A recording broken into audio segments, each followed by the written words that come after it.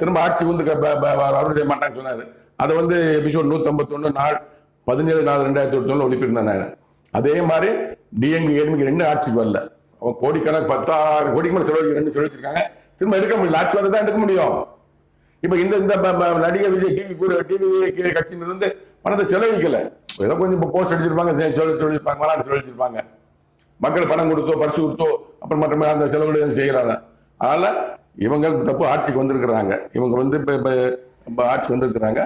அதுக்கு முன்பாகவே 23/4/2026 தேர்தல் நடந்தது. அன்னைக்கு இரவு, அன்னைக்கு மறுநாள் 24/4/2002 நாளுமே வந்து என் தேவநாயகத்த கடவுள் எனக்குள்ளாக இறங்கி திகழ சொல்லும்போது எடப்பாடி பழனிசாமி தான் முதலமைச்சர் சொன்னார்.